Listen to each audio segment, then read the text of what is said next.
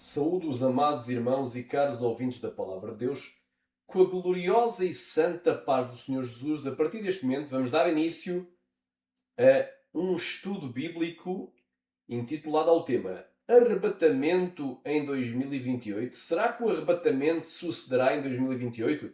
Ou será que o arrebatamento tem a data limite marcada até 2028, não passará 2028, não passará esta geração, segundo eles dizem. Então o tema é arrebatamento em 2028? É uma pergunta. Resposta: a falácia da geração da figueira. Hoje vamos desmascarar a teologia dispensacionalista que apregoa e pré-tribulacionista que apregoa, não é? Que nós somos a geração da figueira. Não é que nós somos a geração da figueira e baseado nisso, eles marcaram a data limite para o arrebatamento de até 2028, ou seja, não passará 2028, porque eles dizem que uma geração dura 80 anos, então de 1948, que foi quando foi fundada a Nação de Israel, a 14 de maio de 1948, até agora, não é? Já estamos próximos, já estamos em 2026. Estamos em junho de 2026. A seguir vem o quê? 2027 e depois em 2028 não pode passar. Então, segundo eles, está iminente a vinda de Jesus, não é? Que o último sinal para eles era o brotar da figueira, que para eles é a nação de Israel. Então, hoje vamos desmistificar e desmascarar esta teologia e esta teoria. Vamos então aqui ler e ouvir aqui Mateus 24.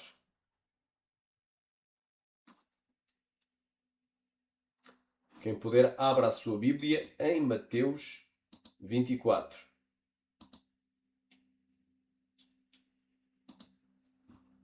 Amém? Glória seja dada ao Cordeiro.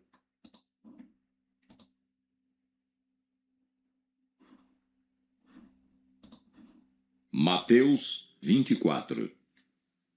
E quando Jesus ia saindo do templo, aproximaram-se dele os seus discípulos para lhe mostrarem a estrutura do templo. Jesus, porém, lhes disse: Não vedes tudo isto? Em verdade vos digo, que não ficará aqui pedra sobre pedra que não seja derribada. E estando assentado no Monte das Oliveiras, chegaram-se a ele os seus discípulos em particular, dizendo: Dize-nos, quando serão essas coisas e que sinal haverá da tua vinda e do fim do mundo? E Jesus respondendo disse-lhes: Acautelai-vos, que ninguém vos engane, porque muitos virão em meu nome dizendo: Eu sou o Cristo, e enganarão a muitos. E ouvireis de guerras e de rumores de guerras. Olhai, não vos assusteis, porque é mister que isso tudo aconteça, mas ainda não é o fim. Porquanto se levantará nação contra nação, e reino contra reino, e haverá fomes e pestes e terremotos em vários lugares. Mas todas essas coisas são o princípio das dores. Então vos hão de entregar para seres atormentados e matar-vos-ão. E sereis odiados de todas as gentes por causa do meu nome. Nesse tempo, muitos serão escandalizados, e trair-se-ão uns aos outros, e uns aos outros se aborrecerão. E surgirão muitos falsos profetas e enganarão a muitos. E por se multiplicar a iniquidade, o amor de muitos se esfriará. Mas aquele que perseverar até o fim será salvo. E este evangelho do reino será pregado em todo o mundo, em testemunho a todas as gentes, e então virá o fim. Quando, pois, virdes que a abominação da desolação, de que falou o profeta Daniel, está no lugar santo, Quem lê, que entenda. então os que estiverem na Judéia, que fujam para os montes. E quem estiver sobre o telhado, não desça a tirar alguma coisa de sua casa. E quem estiver no campo, não volte atrás a buscar as suas vestes. Mas ai das grávidas e das que amamentarem naqueles dias. E orai para que a vossa fuga não aconteça no inverno nem no sábado. Porque haverá então grande aflição, como nunca houve desde o princípio do mundo até agora, nem tampouco haverá jamais. E se aqueles dias não fossem abreviados, nenhuma carne se salvaria. Mas por causa dos escolhidos, serão abreviados aqueles dias. Então, se alguém vos disser, eis que o Cristo está aqui, ou ali, não lhe deis crédito. Porque surgirão falsos cristos e falsos profetas, e farão tão grandes sinais e prodígios, que se possível fora, enganariam até os escolhidos. Eis que eu vou-lo tenho predito. Portanto, se vos disserem, eis que ele está no deserto, não saiais. Ou, eis que ele está no interior da casa, não acrediteis.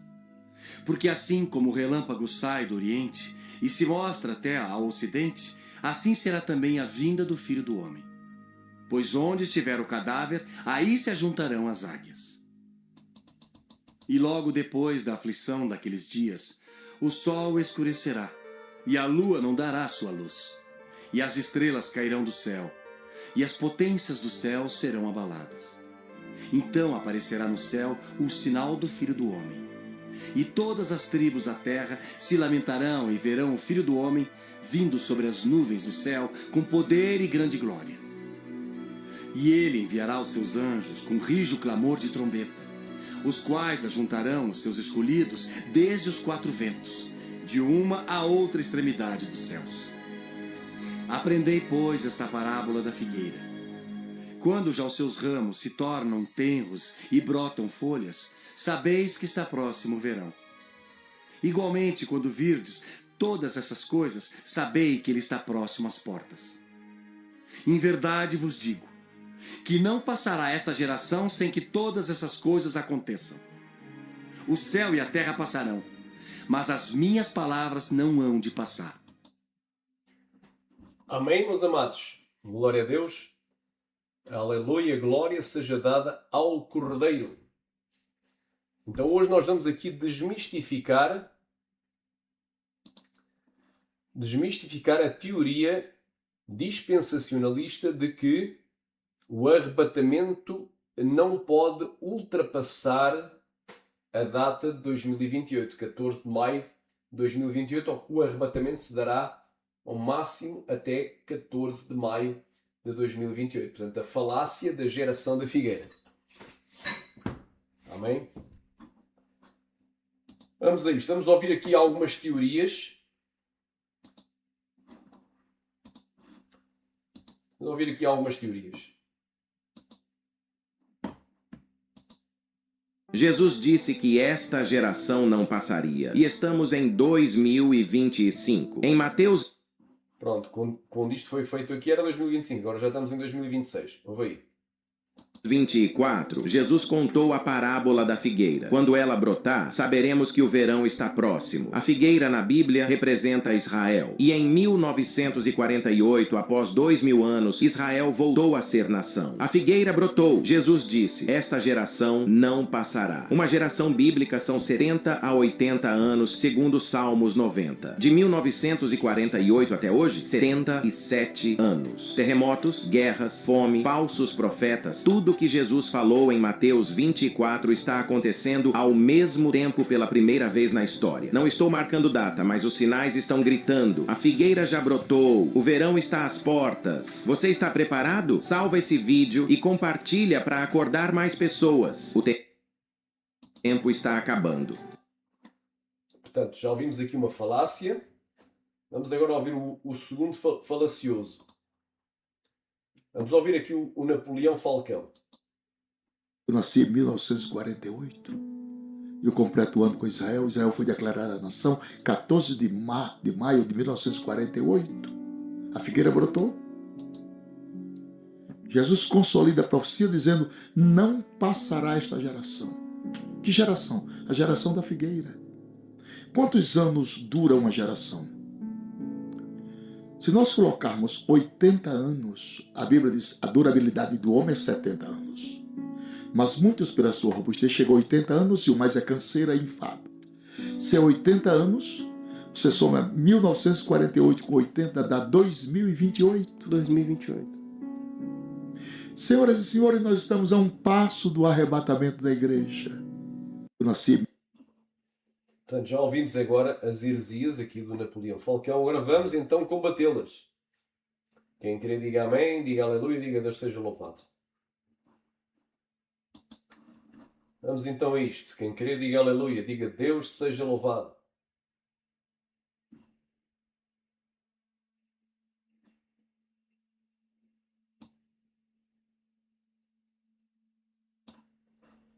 Vamos então a isto, meus amados irmãos. Glória a Deus. Meus amados irmãos em Cristo. Vamos então a isto.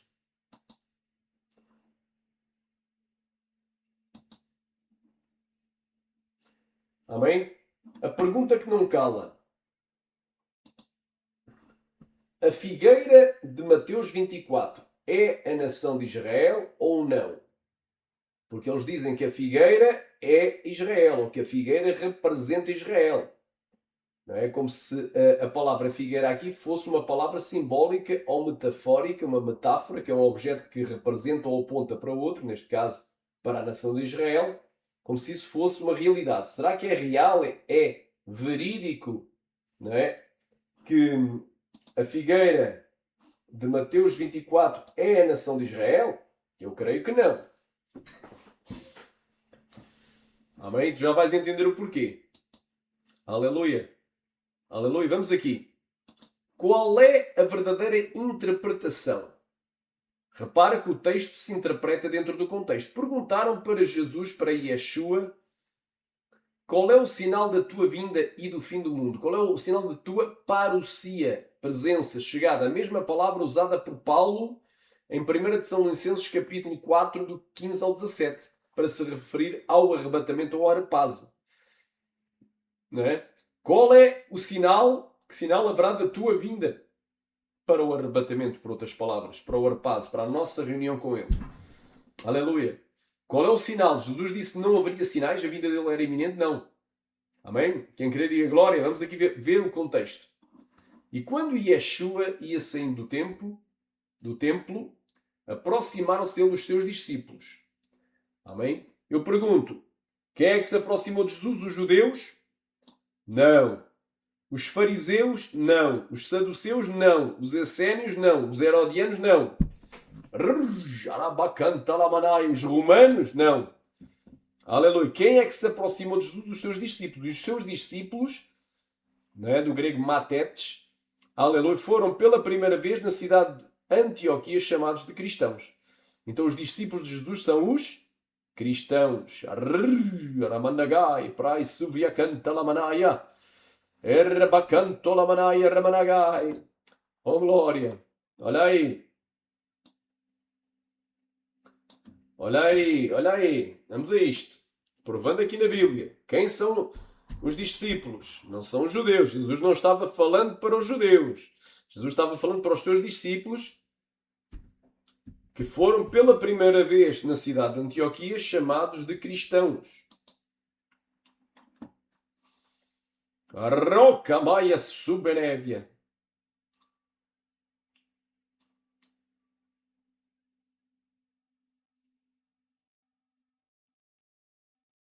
Olha aí.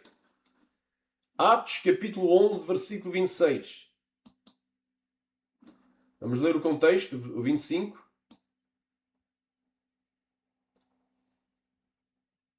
Amém? E partiu Barnabé para Tarso a buscar a Saulo e achando-o, o conduziu para Antioquia. E sucedeu que durante todo um ano, o ano inteiro, se reuniram, portanto, durante 12 meses, se reuniram naquela igreja e ensinaram muita gente. E em Antioquia foram os discípulos, os matetes, a mesma palavra grega usada, não é? No Evangelho de Mateus Levi, usada por Levi, para se referir e falada, não é? Por Yeshua, para se referir a quem? Aos cristãos. Foram pela primeira vez em Antioquia chamados de quê? Cristãos. Cristãos é o quê? Igreja. Então Jesus em Mateus 24 não está falando para os judeus, está falando para a igreja. Amém? Aleluia. Glória a Deus. E dentro do contexto de Marcos capítulo 13, ele está falando para 4 dos seus mais chegados discípulos, que é Pedro, Tiago, João e André. Pedro, Tiago e João, que eram as colunas da igreja primitiva, os 3 principais líderes da igreja primitiva. Então Jesus estava falando para os seus discípulos e, em particular, para 4 dos principais. Amém? Glória a Deus. Quem quer diga glória. Aleluia. Para lhe mostrarem a estrutura do templo. Dizer, olha Jesus, olha para o templo. Jesus, porém, lhes disse, não vedes tudo isto? Em verdade vos digo que não ficará aqui pedra sobre pedra que não seja derrubada. Jesus lançou a palavra profética do que ia acontecer no futuro. Quando, no futuro, no ano 70 depois de Cristo, quando é que isso se cumpriu? No futuro. No ano 70 depois de Cristo, o general romano Tito invadiu e cercou, sitiou a cidade de Jerusalém e entrou no templo. E houve um grande incêndio e caiu, o templo foi derrubado. Amém? Então isto se cumpriu em 70 depois de Cristo. Quem querer diga glória. Aleluia. Então tudo o que Jesus falou se cumpriu. Nunca houve profeta como Jesus. Amém? Glória a Deus. Xarabagai, Brai, Súria. Estando assentado nos montes, aliás, não é nos montes, no Monte das Oliveiras, chegaram-se a ele, ou seja, se aproximaram-se dele os seus discípulos em particular, ou seja, em separado, o que quer dizer que provavelmente haveria outras pessoas ali, mas os seus discípulos, né, que eram 12, e eu creio que aqui eram 4 dos seus mais chegados discípulos, conforme o contexto de Marcos, capítulo 13, que especifica que era Pedro, Tiago, João e André, chegaram-se ele 4 dos seus discípulos à parte, em separado, dizendo, diz-nos, quando serão essas coisas? Que coisas? Não ficar pedra sobre pedra. Não é? Era a pergunta que ele não respondeu aqui, dentro deste contexto, aqui no Mateus 24. Amém? Depois há a chave interpretativa em outras passagens de Lucas, capítulo 17, creio que no 21. Diz-nos quando serão essas coisas e que sinal haverá da tua vinda e do fim do mundo. Perguntaram qual seria o sinal da vinda dele, da parousia, da vinda dele para o arrebatamento. Porque Paulo disse em 1 Tessalonicenses capítulo 4, o que é que Paulo dizemos? Pois isto pela palavra do Senhor, que nós os que ficarmos vivos, literalmente sobrevivermos vivos, vem do grego perileito, de modo nenhum precederemos os que dormem. Koimao. Não é? Ou seja, os que morreram salvos, morreram em Cristo, em santidade. Rai, plá, plá, plá, plá, shurikan, talamanaia. Aleluia. Porque o mesmo Senhor descerá do céu com alarido.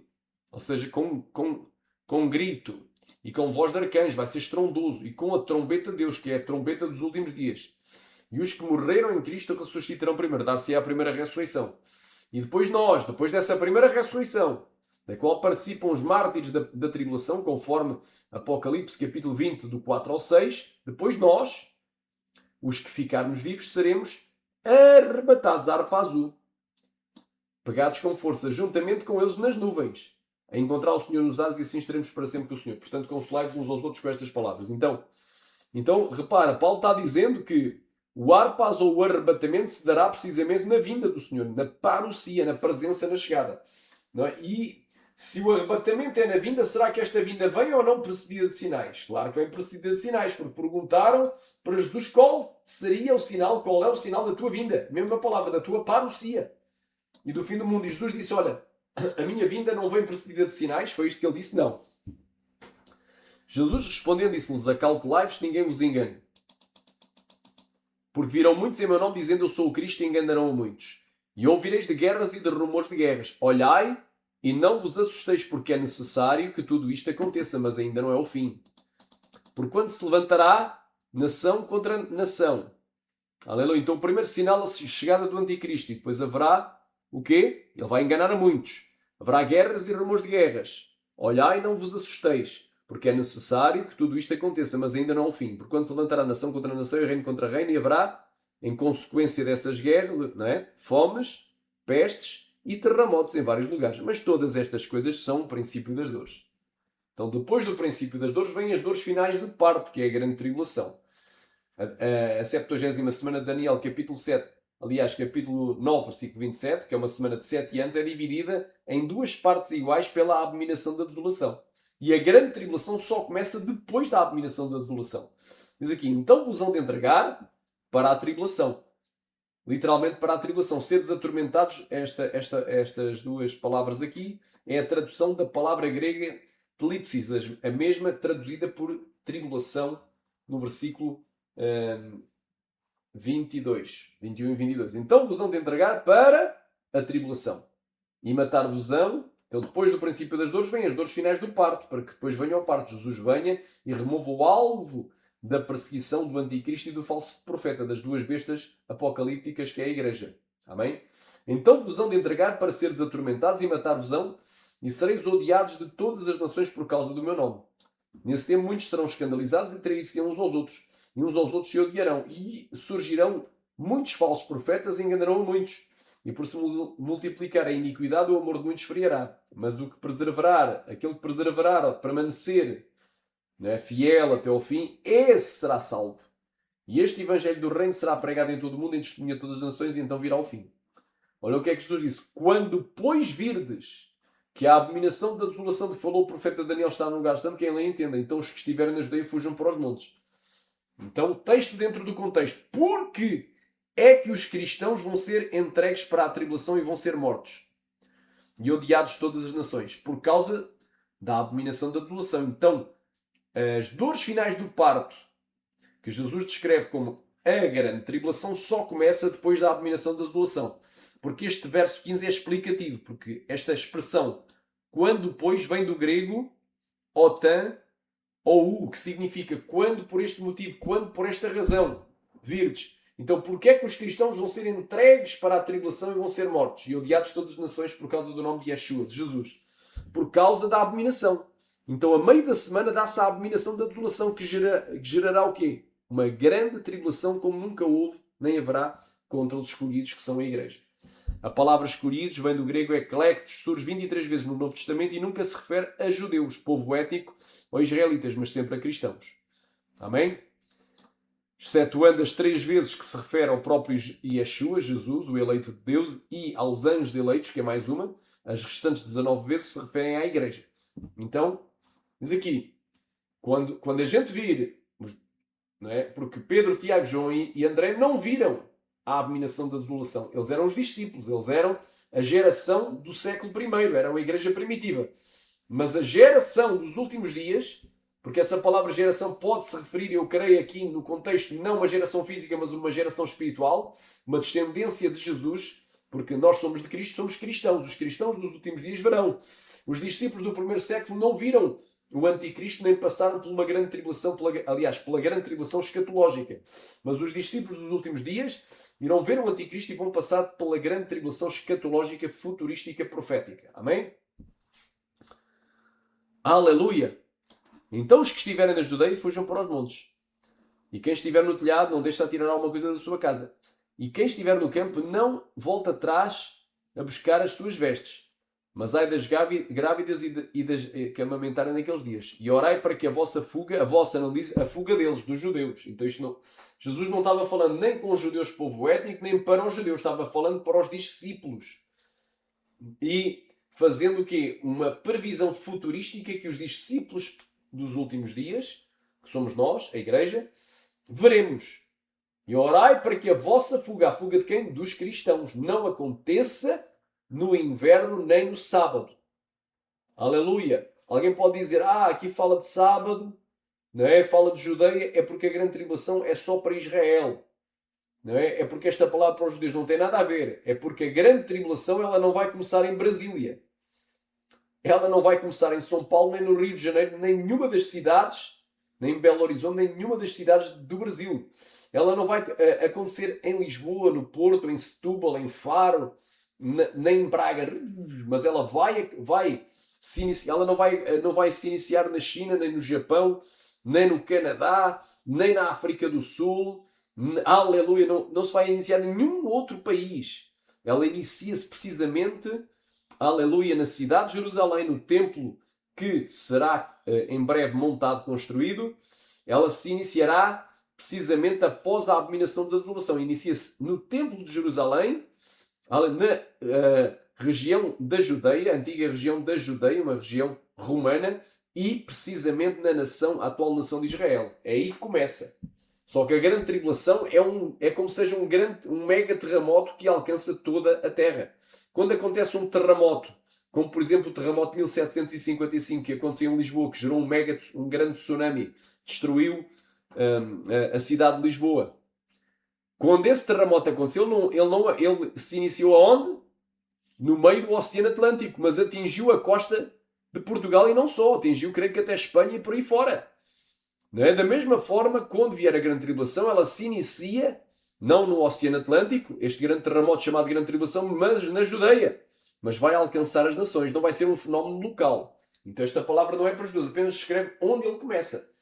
Amém? Então se no dia em que tu fores fugir, tu estiveres ali a evangelizar, estiveres a fazer missão ali, porque é ali que começa, embora se expanda para todas as nações, ora para que o dia da tua fuga, porque imaginando que já começou a grande tribulação, mas tu não foges hoje, tu estás escondido até uma oportunidade de fugir. No dia que tu foges, é o dia de sábado, vai ser mais difícil de fugir. E se tu, quando for o período de inverno, começou o inverno, é mais difícil tu subsistires no mato, no sábado, porque ninguém te vai ajudar. Aleluia, ninguém te vai vender nada ou doar, ou não vais poder comprar nem trocar nada de mantimentos, nem um kit de sobrevivência, para sobreviveres no mato, para a tua fuga. E no inverno, porque é mais difícil. E obviamente que as mulheres grávidas e as que amamentam têm mais dificuldade em fugir do que aquelas que não têm filhos. Porque haverá então uma grande tribulação, como nunca houve desde o princípio do mundo até agora, nem tão pouco há de haver. Então repara, Jesus não disse quando eles virem a abominação da desolação. Jesus não estava a falar na terceira pessoa do plural para eles, para os judeus, povo étnico, nação de Israel. Jesus estava falando para vós, vocês. Estava falando da segunda pessoa do plural, o que o que claramente e cabalmente nos prova, não é? Cabalmente nos descreve e nos prova a verdade de que Jesus estava falando para os cristãos, e não, que são a igreja, e não para judeus, nem de judeus. Povo étnico. Aleluia. Porque ou estamos em Cristo ou estamos sem Cristo. E em Cristo não há judeu nem gentio. O povo santo de Deus, a nação santa, o povo eleito, nação adquirida, somos nós, os cristãos. Amém? Porque haverá então uma grande tribulação. Porquê é que a tribulação começa? Porque é texto dentro do contexto. Porquê é que haverá? Porque o anticristo já violou o acordo que tinha feito 3 anos e meio antes. Porque ele, o príncipe que há de vir, fará um acordo com muitos por uma semana, e a meio da semana fará cessar as oblações e as ofrendas e porá a abominação que desola. Está lá no livro do profeta Daniel.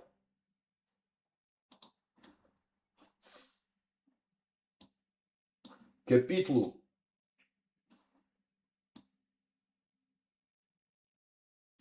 9, versículo 27.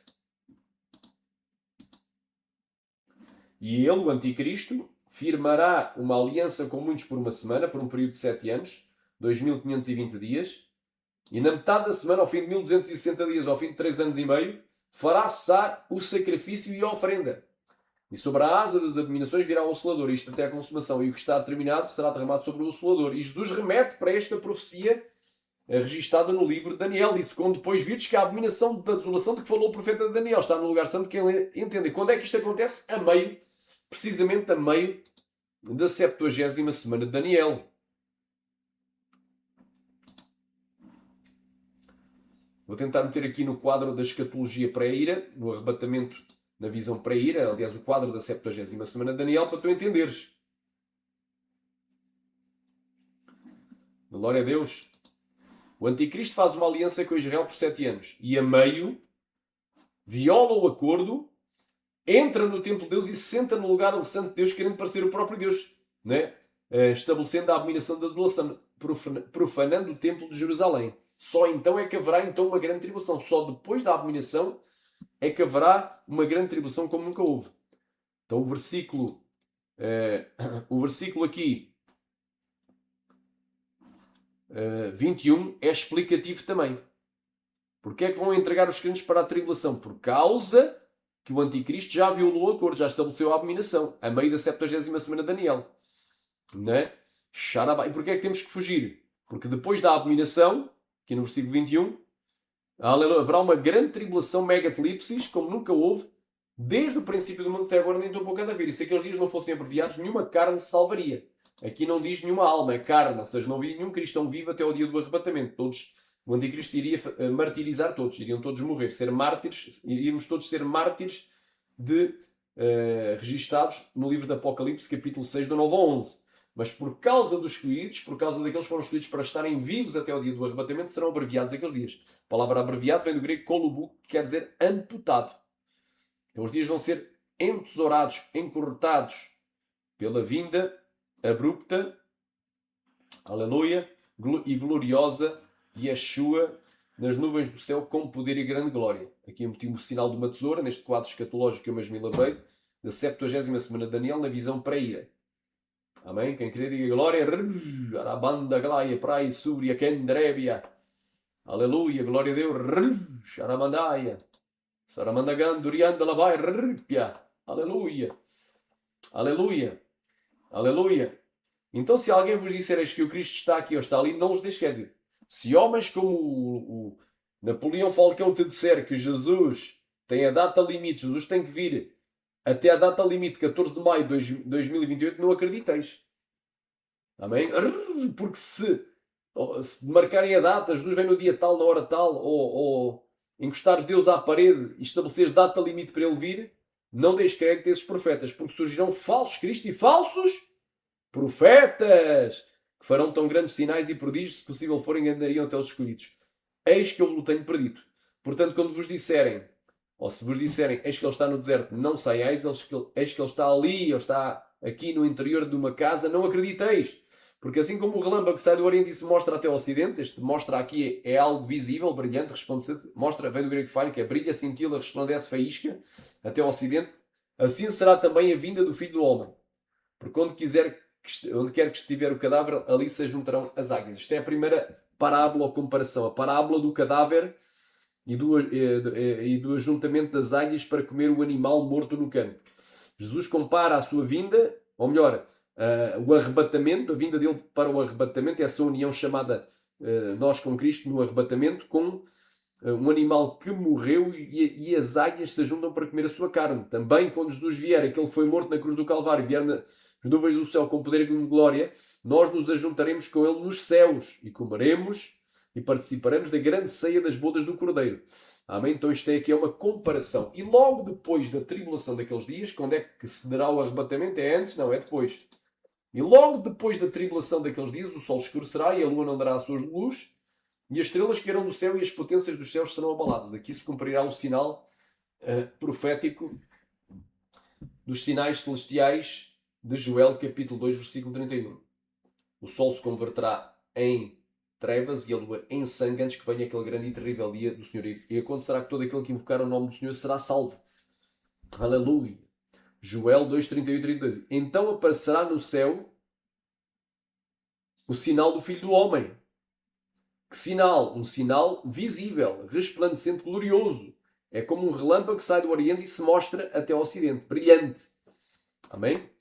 Ou seja, em meio a dias de escuridão, de trevas, ou um tempo de escuridão de trevas, de ausência de luz, tu vês um sinal glorioso, brilhante no céu. Porque ele vem, é tremendo. Então aparecerá no céu o sinal do Filho do Homem. E todas as tribos da terra se lamentarão. E aqui remete para Apocalipse 1,7. Diz assim, eis que vem com as nuvens, e todas as tribos da terra se lamentarão sobre ele. Sim, amém.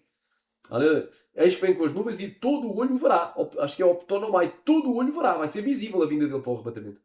E até mesmo aqueles que o trespassaram, e todas as tribos da terra se lamentarão sobre ele. Sim, amém. É algo visível, glorioso. Apocalipse 1,7. Para tu entenderes aqui o contexto.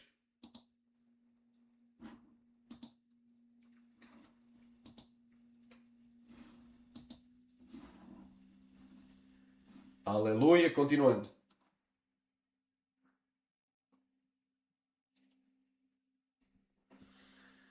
E verão o Filho do Homem vindo sobre as nuvens do céu com poder e grande glória. E ele enviará os seus anjos com grande som de trombeta, os quais ajuntarão os seus escolhidos, eclectos, lá está, que são os cristãos, desde os quatro ventos de uma outra extremidade dos céus. Isto aqui é o arrebatamento da igreja. Quatro ventos é um símbolo para a terra. Os quatro pontos cardeais da terra são de todas as nações. De uma à outra extremidade dos céus. Então é algo muito tremendo, muito glorioso. Quantos podem dizer amém?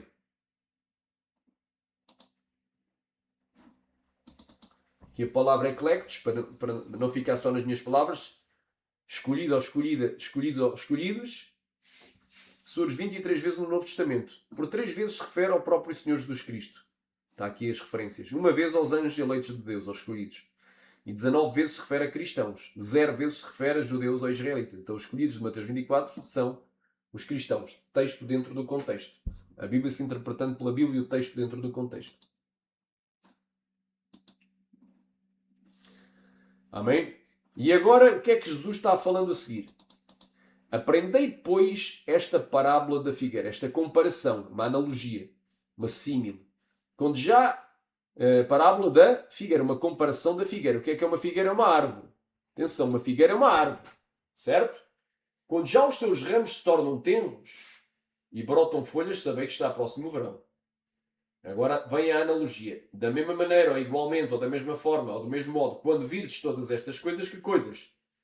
Todos os sinais que Jesus descreveu para a sua vinda, que antecedem, que vêm antes da sua vinda para arrebatar a igreja. Ou seja, quando todos estes sinais estiverem cumpridos, é que sabemos que ele está próximo e às portas. Então a doutrina da iminência no presente é uma heresia, é uma mentira, é uma falácia. Mas no futuro a iminência será real, quando todos os sinais que antecedem a vinda de Jesus estiverem cumpridos, incluindo os sinais celestiais. Quando tivermos asas escuras aí, então sabemos que ele estará próximo e às portas. Quando o sol escurecer e a lua também, quando as estrelas caírem no firmamento e as potências dos céus serem ou forem abaladas. Como disse João, os céus se enrolarão como um pergaminho. Aleluia, serão enrolados. Aleluia. Em verdade vos digo que não passará esta geração, Gené, sem que todas estas coisas aconteçam. O céu e a terra passarão, mas as minhas palavras não vão passar. Depois o versículo 36, mas daquele dia e hora ninguém sabe, nem os anjos do céu, mas unicamente meu Pai. Ou seja, que dia e hora que ninguém sabe, o dia do arrebatamento ninguém sabe. Sabemos é que esse dia e hora que ninguém sabe vem precedido de sinais que antecedem essa vinda para arrebatar a igreja. Amém? Então, como explicar aqui? Amém? Jesus compara Jesus disse assim, quando virdes, né? Olha esta parábola da figueira, quando já os seus ramos se brotam tenros e brotam folhas, sempre está próximo do verão. Então isto é um facto literal, que nos dá uma comparação. Da mesma forma que quando olhamos para a árvore chamada figueira e vemos que os seus ramos se tornam tenros e brotam folhas, logo a seguir vem o verão, ou seja, estamos em plena primavera quando isto acontece e a seguir vem o verão. Então já não falta muito para o verão já pode acontecer a qualquer momento. Da mesma forma, quando vimos todas estas coisas, que coisas? Os sinais que antecedem a vinda de Jesus estão cumpridos, sabemos que ele está próximo às portas. Então só ficará iminente a vinda de Jesus para arrebatar a igreja com todos os sinais que antecedem a sua vinda, os quais incluem a chegada do anticristo e a profanação do templo e a perseguição aos cristãos no dia da tribulação. Só depois é que sabemos que ele estará próximo e às portas. E depois dos sinais celestiais, obviamente, que é o último grande sinal. Ou os últimos grandes sinais. Amém? Então, esta é a interpretação. Jesus compara a figueira aqui, não é a nação de Israel. Amém? Tira isso da tua cabeça. Amém? Porque se aqui a figueira é a nação de Israel, nós temos que entender uma coisa. A palavra figueira surge quantas vezes no Novo Testamento? Aliás, na Bíblia. Eu creio que é umas 45 vezes. Vamos aqui. Quantas vezes surge a palavra figueira na Bíblia? E a maior parte delas, a esmagadora maioria, se refere a uma árvore literal. Amém?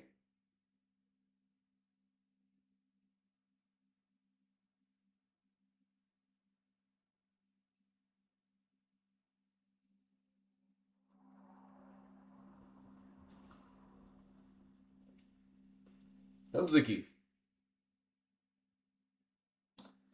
Total de ocorrências analisadas, 45 referências. Portanto, quantas vezes surge a palavra figueira?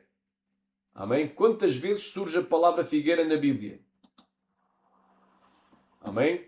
Aqui está o levantamento das palavras figueira e figos. Total de ocorrências analisadas, 45. Ocorrências literais, ou seja, passagens que são literais. Menções biológicas, agrárias, medicinais ou expressões idiomáticas de paz social. São 31 passagens em que a palavra figueira não se refere literalmente à nação de Israel. Amém? Ocorrências simbólicas. Há 14 passagens. Parábolas, visões, profecias, analogias ou analogias naturais. E destas, quantas se refere à nação de Israel? Somente em 6. Somente em 6 passagens é que figueira se refere à nação de Israel. Em 45. Ou seja, na esmagadora maioria das referências não se refere à nação de Israel. Podemos dizer que em 39 passagens das 45 não se refere à nação de Israel. É a esmagadora maioria. Em termos percentuais nem sei quanto daria.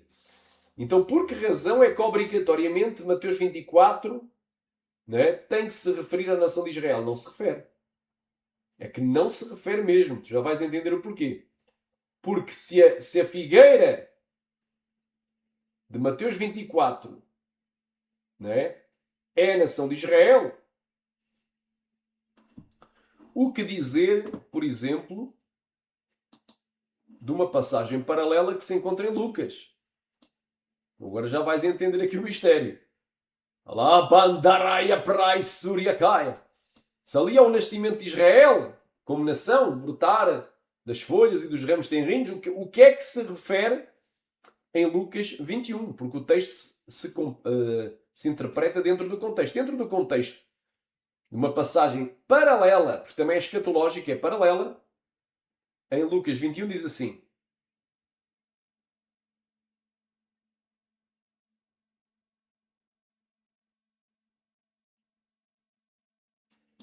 e haverá sinais no sol, na lua e nas estrelas, e na terra a angústia das nações, em perplexidade pelo bramido do mar e das ondas, pelo rugir do mar. Homens desmaiando de terror na expectativa das coisas que sobrevirão ao mundo, porquanto os poderes dos céus serão abalados. E então verão vir o Filho do Homem numa nuvem com poder e grande glória. Quando estas coisas começarem a acontecer, olhai para cima, ou seja, para o céu, e levantai as vossas cabeças, porque a vossa redenção está próxima. Ou seja, o arrebatamento está às portas. E disse-lhes uma parábola, uma comparação. Olhai para a figueira e para todas as árvores. Então aqui o texto está completo. Jesus não disse só olhar para a figueira, mas disse e para todas as árvores. Porque cada um dos evangelhos sinóticos, não é? Quando a gente fala de textos sinóticos, são textos que descrevem os mesmos eventos sobre perspectivas diferentes. E aqui está mais completo, em Lucas 21. Jesus não disse só olhar para a figueira, mas ele acrescentou e para todas as árvores. E se a figueira, não é, o brotar da figueira é o nascimento da nação de Israel em 1948, o que seria olharmos para todas as árvores? Não é? Tu já vais ver. Será que depois de Israel é que nasceram as outras demais nações que existem no mundo? Isto não faz sentido algum. Quantas árvores existem no mundo? Quantas nações existem no mundo? Se a figueira literalmente é a nação de Israel, então as outras árvores seriam todas as outras nações. E eu pergunto, será que antes de Israel já não há nações que existem até o dia de hoje? Ou será que vão brotar novas nações? E temos que contar os dias depois dessas nações brotarem. É completamente irracional. Amém? Tu já vais ver aqui a argumentação. Vou-te provar, já estou a provar que não é. Amém? Não é. Só em 6 ocorrências, então na maior parte das vezes que surge a palavra figueira, se refere a uma figueira literal, ou figos literais. Somente em 6 das 45 passagens é que se refere à nação de Israel. E temos aqui os exemplos, eu não vou estar a ler tudo. Amém? Está aqui os exemplos.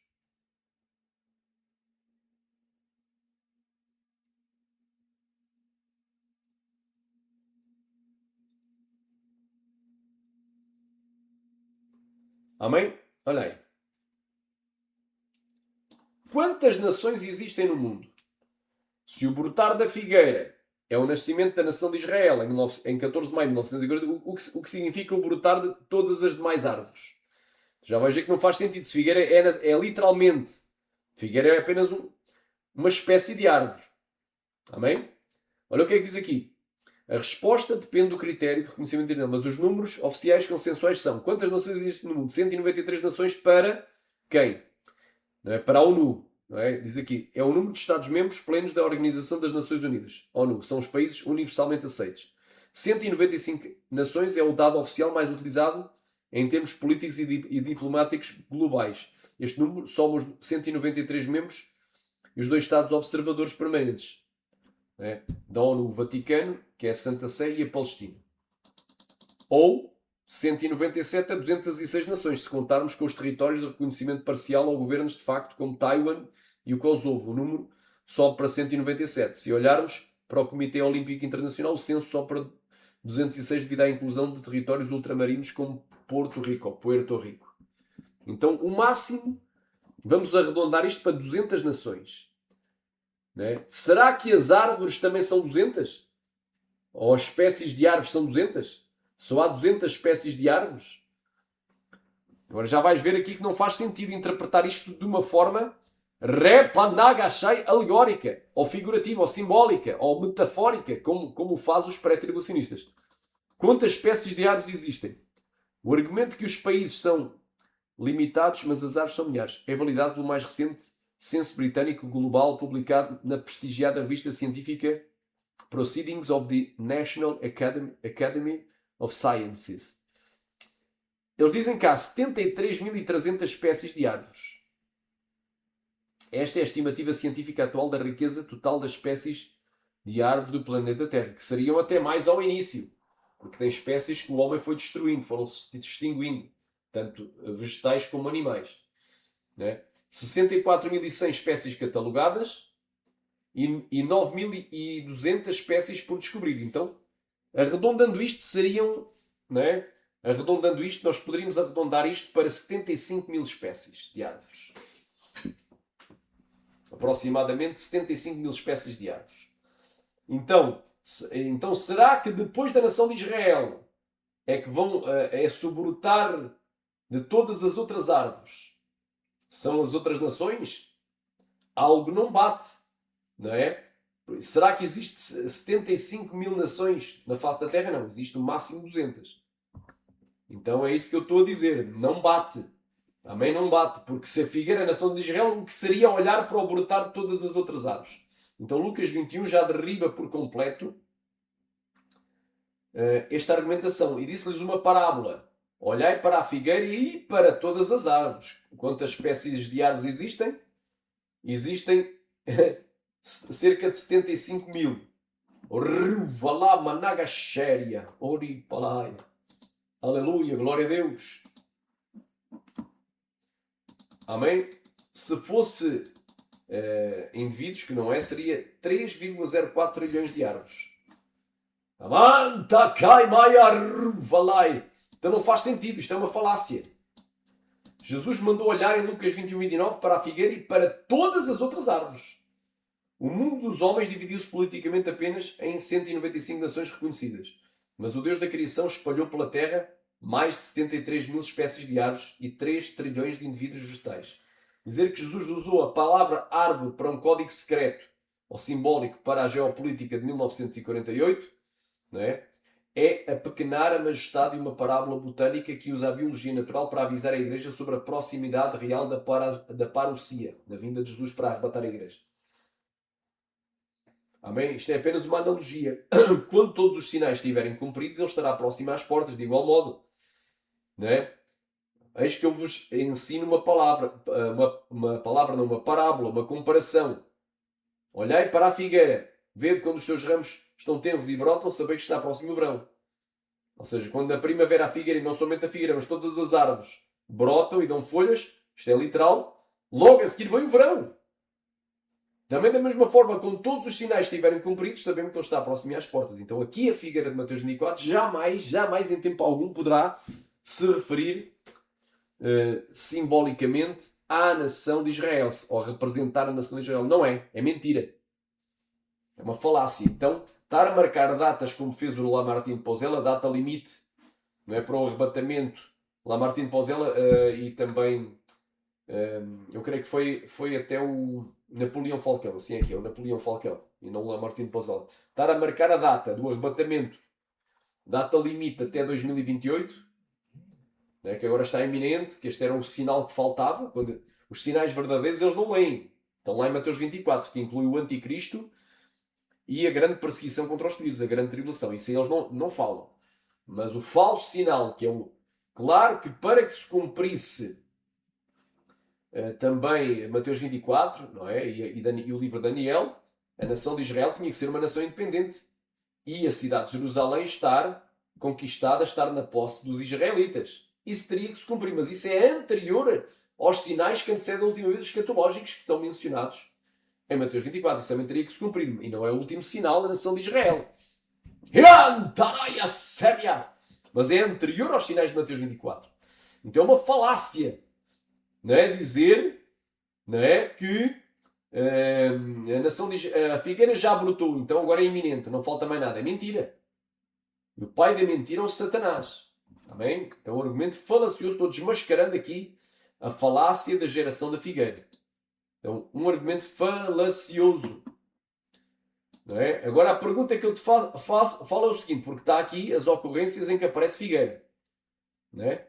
Se a figueira representa Israel, porque tem gente estúpida, tem gente idiota, tem escatólogos, não estou a dizer todos, mas tem muitos que são idiotas, são estúpidos, não investigam, não pesquisam.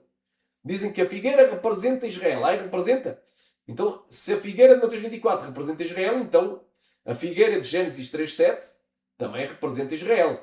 Será que quando Adão e Eva descobriram que estavam nus e cozeram para si aventais e os fizeram em folhas de figueira, será que eles se vestiram da nação de Israel, literalmente da nação de Israel, que nem existia? Nem sequer existia Israel quando Deus criou Adão e Eva? Vejam como é estúpida essa falácia. Quando a gente sabe, tu podes confirmar, que das 45 ocorrências onde aparece figueira ou figos, não é? Dessas 45 ocorrências, 39, glória a Deus, quem crê diga glória, 39 não se referem à nação de Israel. Ou seja, dessas, a maioria delas se refere a uma figueira literal e a figos literais. 31 passagens são literais. 14 passagens são parábolas, visões proféticas ou analogias naturais. E somente 6 passagens se referem à nação de Israel. Então, em 45 só 6 se refere à nação de Israel. O que significa que a esmagadora maioria das vezes que aparece a palavra figueira não é a nação de Israel.